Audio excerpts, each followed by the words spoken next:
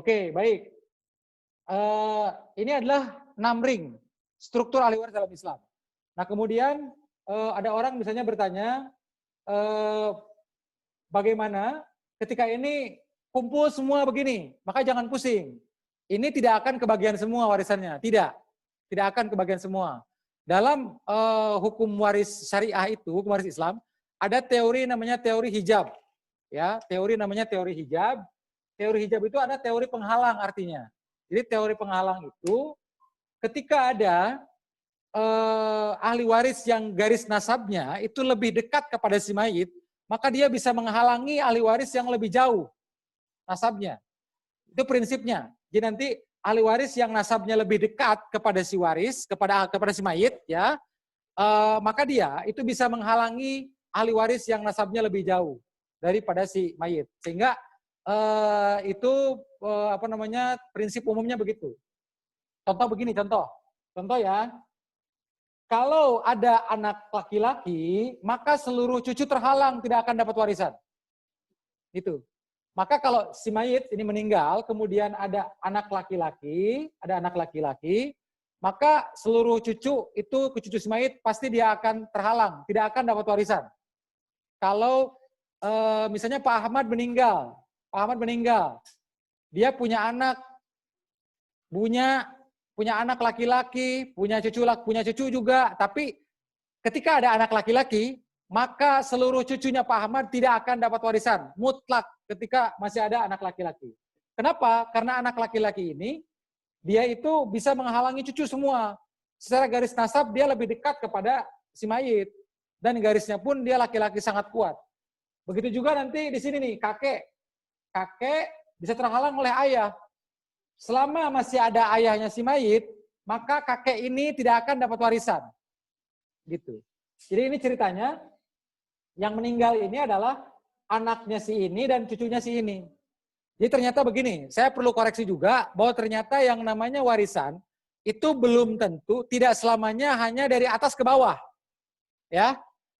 Yang namanya warisan itu bisa jadi dari bawah ke atas. Jadi jangan menganggap warisan itu hanya dari orang tua ke anak, belum tentu. Bisa jadi juga anaknya yang meninggal, orang tuanya yang dapat warisan. Jangankan orang tua, jangankan ayah. Kakek nenek saja bisa dapat warisan dari cucunya.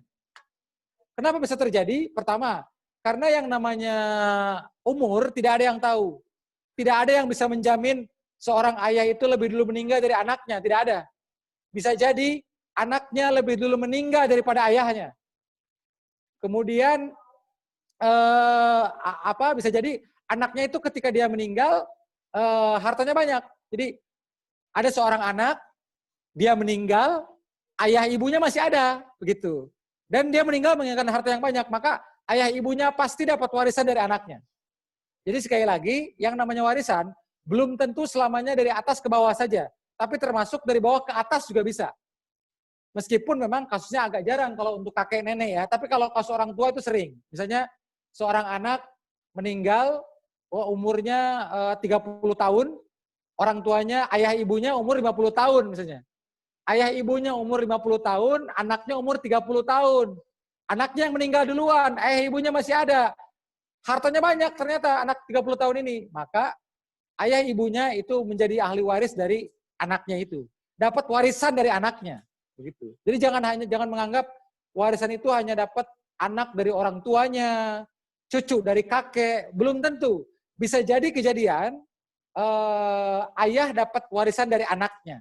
Bahkan tidak menutup kemungkinan kakek atau nenek dapat warisan dari cucunya. Tetapi meskipun itu agak jarang terjadi. Kalau ayah ibu dapat warisan dari anaknya itu sering terjadi. Tapi kalau kakek nenek itu jarang terjadi. Tetapi kalaupun terjadi itu mungkin terjadi. Begitu ya. Seperti itu gambarannya. Nanti ini ada aturan-aturannya. Nah pertama begini. Ini segini banyaknya struktur ahli waris dalam Islam, dalam syariat, tidak akan semua kebagian. Tidak akan semuanya kebagian. Tetapi, dia akan terhalang yang lain-lain. Contoh begini, jika ring 1 lengkap semua, maka ring 2 dan seterusnya tidak akan kebagian. Titik. Oke ya? Itu rumus pertama. Rumus pertama adalah Jika ahli waris ring 1 ada semua lengkap, maka seluruh ahli waris ring 2 dan seterusnya pasti tidak akan kebagian warisan. Terhalang semua. Ingat, ring 1 ini siapa tadi? Ring 1 adalah pertama pasangannya si mayit. Bisa suaminya, bisa istrinya. Tergantung siapa yang meninggalnya. Kalau yang meninggalnya adalah suaminya, berarti ahli waris istrinya. Kalau yang meninggal adalah istrinya, maka ahli waris adalah suaminya. Kemudian nanti lagi adalah apa namanya? Ya berikutnya adalah ayah, ayahnya si mayit. Ini ayahnya si mayit. Jadi ini yang meninggal anaknya, ini ahli waris ayahnya, ayah. Kemudian ibunya si mayit. Kemudian anak-anaknya si mayit, baik anak laki-laki ataupun anak perempuan. Kalau ring 1 ini lengkap,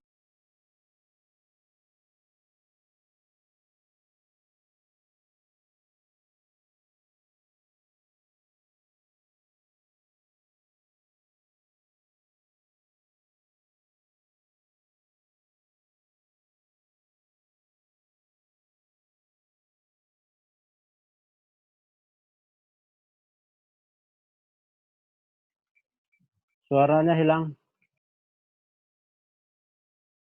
Nggak ada suara, Pak.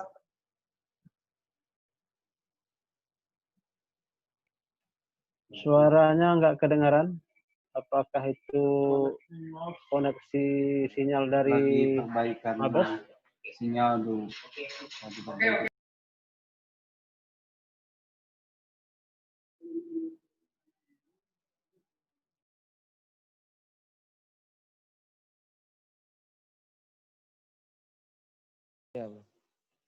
oke, suara saya sudah terdengar kembali? Sudah, Pak. Sudah, Pak. Oke, Jelas. Oke, siap, kita lanjutkan. Jadi ingat, rumus pertama adalah, jika ahli waris ring 1 lengkap semua, maka seluruh ahli waris yang lainnya itu tidak akan kebagian. Pasti akan terhalang semua. Jadi, makanya begini, ketika ada orang meninggal, kita ingin tahu siapa saja ahli waris yang dapat warisan itu, maka yang harus kita cross check pertama ahli waris ring 1. Misalnya begini ya, contoh. Ada seseorang namanya Pak Ahmad. Dia meninggal. Pak Ahmad nih misalnya tetangga kita lah. Kita punya tetangga namanya Pak Ahmad nih. Kita punya tetangga namanya Pak Ahmad. Meninggal. Hari ini misalnya, hari ini meninggal dia. Nah, kita ingin tahu, ini kalau warisan Pak Ahmad mau dibagikan, kira-kira siapa saja ke ahli warisnya? Kalau Pak Ahmadnya udah meninggal, udah bisa tuh jelas bisa ditentukan siapa saja ahli warisnya. Maka yang pertama kali kita harus cross check adalah pertama pasangannya. Apakah Pak Ahmad ketika meninggal itu masih ada istrinya atau tidak? Oh ternyata istrinya masih ada nih. Bu Siti istrinya masih hidup. Berarti ahli warisnya pertama adalah Bu Siti misalnya. Oke ya. Jadi pertama boleh menggunakan alat tulis silakan. Alat tulis ditulis aja ya biar nggak pusing. Yang memegang alat tulis ada kertas di situ. Silakan simulasinya menggunakan alat tulis karena di sini agak repot juga sepertinya. Silakan di simulasinya buat sendirilah ya. Saya nyebut nama silakan tulis dan seterusnya. Jadi Pak Ahmad meninggal, maka yang pertama kali kita cross check adalah ahli waris ring 1. Pertama cek istrinya masih ada atau tidak ya. Nah, istrinya masih ada nih, misalnya Bu Siti. Oh ya udah, berarti ahli waris pertama adalah Bu Siti. Ada tuh. Yang kedua yang kita cross check adalah orang tuanya. Ketika Pak Ahmad ini meninggal, apakah ayah dan ibunya Pak Ahmad masih hidup ataukah tidak? Setelah di cross check, ternyata Pak Ahmad itu ayah dan ibunya masih hidup. Ayahnya namanya Pak Rudi, ibunya namanya Bu Siska misalnya. Maka Pak Rudi dan Bu Siska itu juga menjadi ahli waris. Sudah 3 orang tuh ya ahli warisnya. Bu Siti istrinya Pak Ahmad, Pak Rudi ayahnya Pak Ahmad, Bu Siska ibunya Pak Ahmad. Oke, setelah itu cross check anaknya. Pak Ahmad ini punya anak ataukah tidak? Di cross check. Oh ternyata Pak Ahmad ini punya anak 2 orang. Laki-laki 1, perempuan 1 misalnya. Laki-laki 1, perempuan 1. Laki-laki Jack, perempuan misalnya Nita misalnya. Maka berarti itu artinya apa? Itu artinya ahli waris ring 1 lengkap semua. Berarti kalau lengkap semua, maka ahli waris yang tadi saya sebutkan, ring 2, 3, 4, 5, 6, nggak usah dipikirin. Karena warisan akan selesai habis di ring 1. Begitu. Jadi kalau yang 5 pihak ini, itu pasti akan kebagian semua, tidak bisa terhalang. Suami atau istri si mayit, ayah dan ibunya si mayit, dan anak-anak kandungnya si mayit, itu pasti dia akan dapat warisan, tidak bisa terhalang oleh siapapun. Begitu. Ketika ahli waris ring 1 ini lengkap semua, maka ahli waris ring 2, 3, 4, dan seterusnya pasti akan terhalang. Oke, kemudian berikutnya, nah nanti yang disebut dengan anak kandung itu, ingat, anak kandung itu anak kandungnya almarhum. Anak kandung almarhum belum tentu anak istrinya yang sekarang. Gitu. Patokan dari almarhum. Contoh tadi kan, tadi pada saat Pak Ahmad meninggal, kan istrinya masih hidup tuh, namanya Bu Siti. Ternyata anak kandungnya ini namanya tadi Jack sama Nita kan, 2 orang. Pertanyaannya begini, Pak katanya, itu Jack dan Nita ini tapi bukan anaknya dari Bu Siti. Apakah bisa ataukah tidak? Bisa. Kenapa? Karena ukurannya dari Pak Ahmad, dari almarhum. Jadi, bisa jadi kejadiannya Pak Ahmad itu punya anak namanya Jack dan Siti, ya, Jack dan Nita tadi, Jack dan Nita. Padahal Jack dan Nita itu adalah bukan anaknya dari Siti. Karena Pak Ahmad dulu itu pernah punya istri sebelumnya misalnya. Udah punya anak ketika menikah dengan Siti ini istri barunya. Siti ini istri barunya. Dengan Siti belum punya anak ketika menikah dengan Siti, tapi dia dengan istri sebelum Siti dia sudah punya anak yaitu Jack dan Nita. Maka yang jadi ukuran adalah anak kandungnya almarhum. Sehingga itu termasuk ahli waris begitu, ya. Kalau nanti anak-anaknya Siti, ternyata Siti ini dia adalah seorang janda ketika dinikahi oleh Pak Ahmad. Siti ketika nikah sama Pak Ahmad udah punya anak sendiri. Berarti statusnya anaknya Siti itu adalah anak tirinya Pak Ahmad. Maka mereka itu bukan ahli waris Pak Ahmad. Kenapa? Karena dalam Islam itu, dalam hukum syariah, anak angkat, anak tiri itu bukan ahli waris. Sekali lagi, anak angkat, anak tiri itu bukan ahli waris. Nanti mereka itu tidak berhak dapat warisan, mereka hanya bisa dapat lewat jalur wasiat atau jalur hibah. Anak angkat, anak tiri itu mereka tidak berhak dapat warisan karena mereka bukan ahli waris, tidak punya hak untuk dapat warisan. Untuk jalur waris mereka tidak berhak, tapi mereka dapat berhak dari jalur wasiat atau jalur hibah gitu. Oke ya, nah seperti itu. Jadi inilah gambarannya, seperti itu kurang lebih gambarannya. Dan ingat, dalam struktur ahli waris dalam syariah itu ada tiga ahli waris yang paling kuat garis warisannya. Yaitu ada 3 pihak ya. Pertama yaitu kurang kelihatan. Ini ke atas Pak.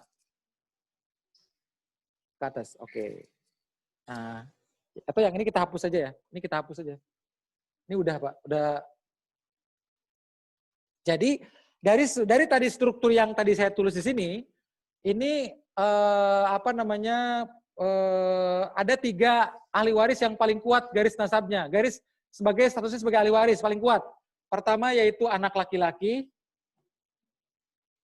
yang kedua yaitu ayah, yang ketiga yaitu cucu laki-laki dari anak laki-laki. Ini adalah 3 ahli waris yang paling kuat garis nasabnya dengan si mayit.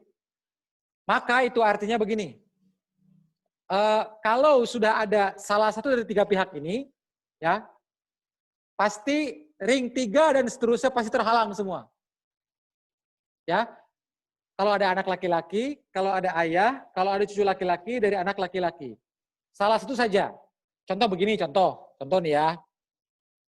Seringkali orang bertanya ke saya begini, Pak, saya punya abang. Contoh nih, ini kasus menanyakan tentang hak warisan saudara kandung misalnya. Pak, saya ini punya abang.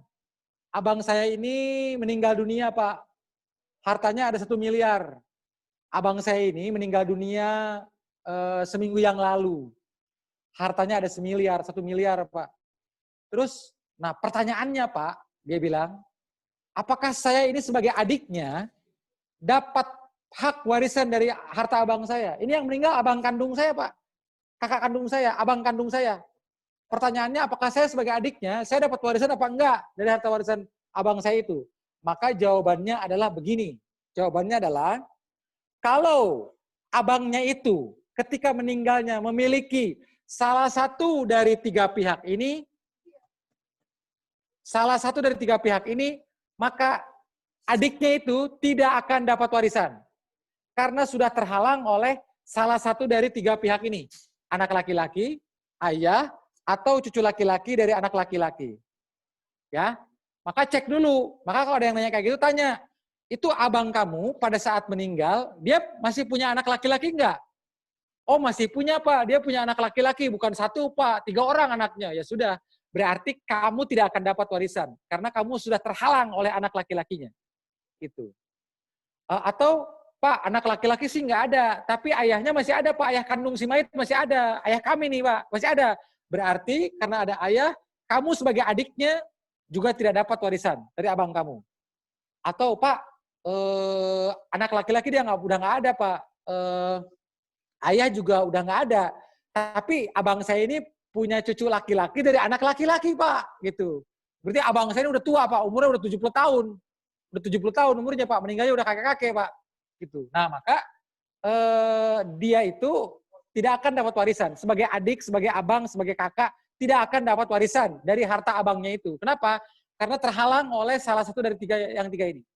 Tapi kalau si abangnya itu ternyata di antara yang tiga ini satu pun tidak ada dari tiga pihak yang ini, maka dia dapat hak warisan. Jadi ketika di cross check, Pak, abang saya meninggal, Pak. Hartanya 1 miliar. Saya sebagai adiknya punya hak warisan nggak terhadap harta warisan abang saya? Cross check. Dia punya anak laki-laki nggak saat meninggal? Oh, nggak ada, Pak. Nggak ada. Terus, oh berarti nggak ada. Coret. Dia punya ayah, masih punya ayah nggak? Oh, ayah kami udah nggak ada lama, Pak. Udah lama meninggal. Oh, udah nggak ada. Apakah dia punya cucu laki-laki dari anak laki-laki? Oh, enggak, Pak. Boro-boro punya cucu, Pak. Dia anaknya aja masih SD, Pak. Misalnya. Nah, maka tidak ada tuh. Anak laki-laki sudah nggak ada, ayah sudah nggak ada, cucu laki-laki dari anak laki-laki nggak ada. Maka dia sebagai adiknya berhak dapat warisan dari harta abangnya yang meninggal. Jadi ini tiga inilah yang menjadi penghalang utama dalam hukum waris dalam syariah. Nah, kemudian begini ya, sahabat-sahabat semua, kalau sekarang sahabat-sahabat semua ini masih pusing tentang hukum waris, berarti normal. Pusing nih, Pak, wah saya belum paham. Tadi kan ada struktur tuh. Ada struktur ahli waris. Yang segitu banyaknya kan, ring 1, ring 2, ring 3, ring 4, ring 5, ring 6. Bapak, Ibu, kalau masih merasa pusing, waduh Pak, pusing saya memahaminya tuh Pak. Itu ribet banget tuh Pak. Sangat rumit begitu. Kalau merasakan pusing berarti masih normal. Akal sehatnya masih normal. Kenapa? Karena setiap saya memberikan materi, itu rata-rata memang seperti itu. Materi ini tidak cukup dicerna satu kali, Pak. Nggak bisa. Kalau kecuali memang daya tangkapnya cepat. Jenius super luar biasa begitu. Untuk ukuran normal, ini memang tidak akan bisa sekaligus langsung paham. Ilmu waris itu begitu, Pak. Saya sudah sering kali bilang, hukum waris itu adalah ilmu waris adalah ilmu yang manja, dalam tanda kutip. Kenapa? Karena ilmu waris ini ilmu yang hanya akan mau singgah, akan mau hinggap kepada orang-orang yang konsentrasi penuh dan sungguh-sungguh ketika memperhatikan pembelajaran ini. Ilmu waris ini kalau Anda melamun sebentar saja, saya yakin tidak akan paham. Saya jamin Anda tidak akan paham. Jadi kalau tadi Anda mendengarkan uraian saya, dari awal tuh menjelaskan struktur ahli waris sampai sekarang, terus Anda itu sempat.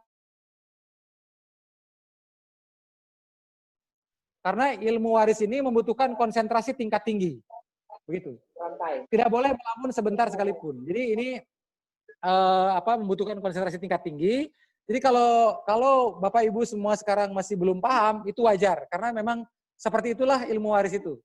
Biasanya dia pemahamannya bisa sampai 3 kali lah. 3 kali diulang itu baru paham. Ada yang 4 kali diulang baru paham gitu. Ini sekarang ini baru perkenalan saja tentang materi ini karena memang materi ini cukup rumit ya, cukup rumit, membutuhkan konsentrasi tingkat tinggi.